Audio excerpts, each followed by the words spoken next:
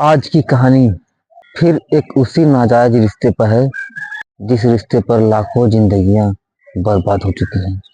अवैध संबंध, एक ऐसा संबंध जो कि समाज में वैध ना हो। ऐसे संबंधों का हश्र हमेशा ही बुरा होता है।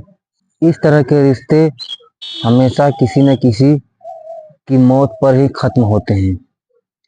आज की कहानी ऐसे ही रिश्ते पर आधारित है। नमस्कार दोस्तों, स्वागत है आपके अपने चैनल गुनाह द क्राइम स्टोरी। मैं ऋषि हाजिर हूँ आपके लिए एक नई कहानी लेकर। आज की कहानी उत्तर प्रदेश की है। उत्तर प्रदेश में एक जिला है जालौन, और इसी जालौन जिले में एक थाना है सिरसा कलार। इसी थाने के अंतर्गत एक गांव पड़ता है जिसका नाम है टिकरी। इसी टिकरी गांव में एक परिवार रहता था। परिवार में कुल 5 सदस्य थे।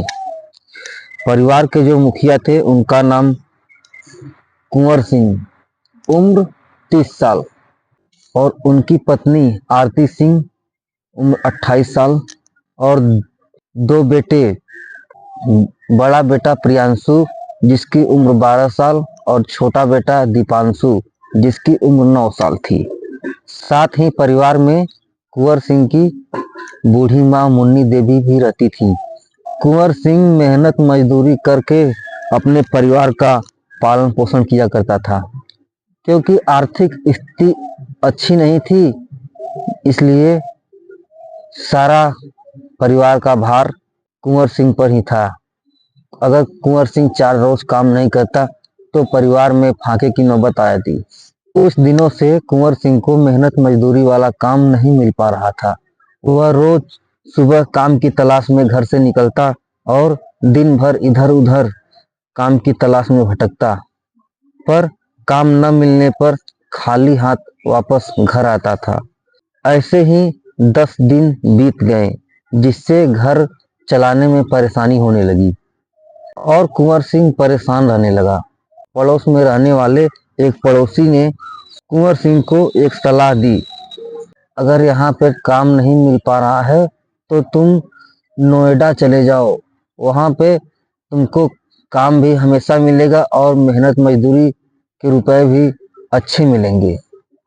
पड़ोसी की बात मानकर कुंवर सिंह काम के सिलसिले में नोएडा चला गया। नोएडा में कुंवर सिंह को काम भी मिल गया और काम करने लगा, जिससे पैसे भी मिलने लगे और वो पैसे घर भेजने लगा, जिससे घर की भी आर्थिक स्थिति सुधरने लगी। पत्नी आरती को घर चलाने में कोई दिक्कत नहीं आ रही थी। फिर भी कुंवर सिंह सिर्फ इतना कमा पाता था जिससे कि घर के खर्च चल सकें, पर इन पैसों से आरती के शौक पूरे नहीं हो पाते। खैर, कुंवर सिंह अब नोएडा में ही रहकर काम करने लगा। कुंवर सिंह को परिवार की याद आती थी, तो वह रोज घर पर पत्नी आरती और बच्चों को रोज फोन किया करता था। धीरे धीरे समय ऐसे ही गुजरता गया और कुंवर सिंह को नोएडा 3 महीने बीत चुके। कुंवर सिंह ने नोट किया कि उसकी पत्नी आरती अब उससे ठीक से फोन पर बात नहीं करती है। जब भी वह उसे फोन करता तो उसका फोन हमेशा बिजी ही रहता। जब कुंवर सिंह पूछता कि किससे बात कर रही थी, तो वह कहती कि मेरे मायके से फोन था, उन्हीं से बात कर रही थी। एक दिन काम से लौटते समय कुंवर सिंह को थोड़ी देर हो गई, क्योंकि काम ज्यादा था और मालिक ने कहा कि काम खत्म करके तो ही रूम पर जाना। खैर, कुंवर सिंह काम खत्म करके रूम पर आया और खाने पीने में रात के 11 बज गए। अचानक उसे याद आया कि आज घर पे फोन नहीं किया। उसने जब जेब से मोबाइल निकाला और पत्नी आरती को फोन मिलाया तो उसका फोन बिजी बताने लगा। उसने कई बार फोन मिलाया, लगातार आरती का फोन बिजी ही बता रहा था। अब कुंवर सिंह परेशान हो गया और फोन लगाते लगाते रात के 1 बज गए, पर कुंवर सिंह की बात आरती से नहीं हो पाई। उसका फोन लगातार बिजी ही रहा। कुंवर सिंह को रात भर नींद नहीं आ रही थी कि आरती इतनी रात को किससे बात कर रही थी। खैर, सुबह हो गई और सुबह में कुंवर सिंह ने आरती को फिर फोन मिलाया। इस बार आरती ने फोन उठा लिया। जब कुंवर सिंह ने आरती से पूछा कि रात रात में तुम्हारा फोन कहाँ बिजी था, तो आरती ने बहाना बना दिया कि मैं तो सो गई थी, फोन बच्चों के पास था, मुझे नहीं पता कि क्यों बिजी बता रहा था। अब कुंवर सिंह को दाल में कुछ काला लगने लगा और उसने अपने एक पड़ोसी को फोन किया और हाल चाल पूछा।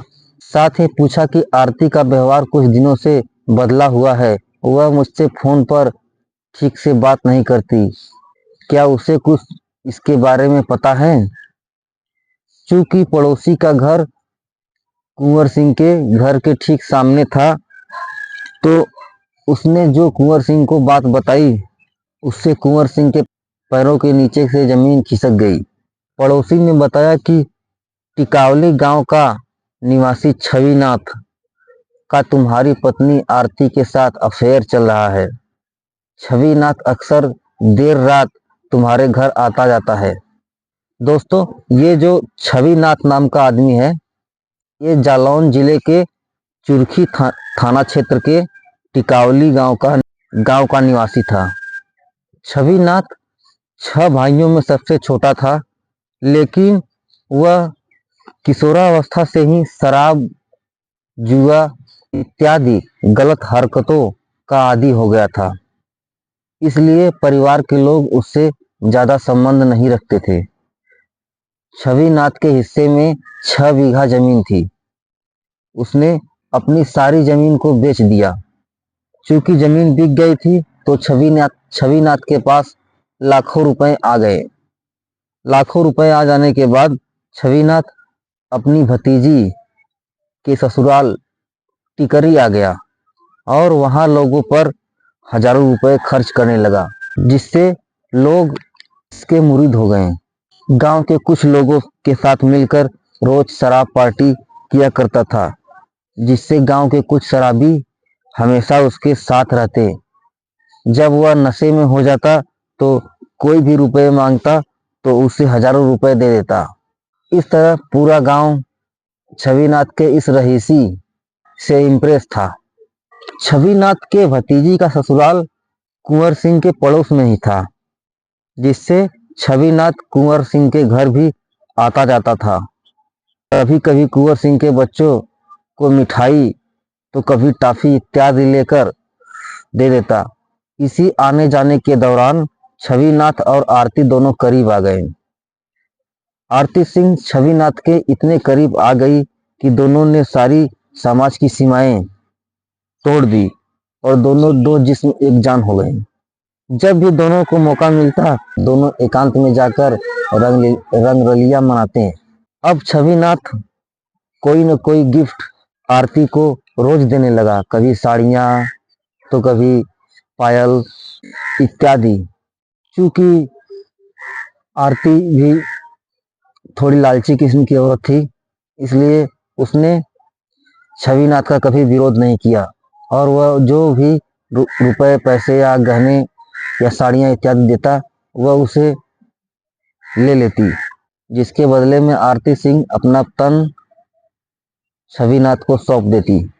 अब आरती सिंह बच्चों को रात में सोने के लिए अपनी सास मुन्नी देवी के पास भेज देती और फोन करके अपने आशिक छविनाथ को अपने ही घर में बुला लेती और दोनों रात भर एक दूसरे के साथ मजे करते हैं। यही काम रोज का हो गया था। धीरे धीरे ये बात पूरे गांव में फैल गई। दरअसल गांव के कई लोगों ने छविनाथ को कुंवर सिंह के घर में आते जाते देख लिया, जिससे ये बात पूरे गांव में फैल गई और गांव में इस रिश्ते को लेकर चर्चा होने लगी। इतनी बात जब नोएडा में कुंवर सिंह को पता चली, तो उसे यकीन ही नहीं हुआ कि उसकी पत्नी आरती सिंह, जो कि 2 बच्चों की मां है, वह ऐसा करेगी।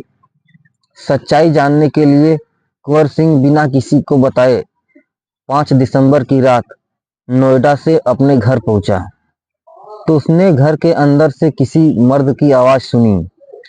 चूंकि दरवाजा अंदर से बंद था, तो उसने पैरों से जोर से दरवाजे पर टक्कर मारी और दरवाजा खुल गया। अंदर का दृश्य देखकर कुंवर सिंह का खून खौल उठा।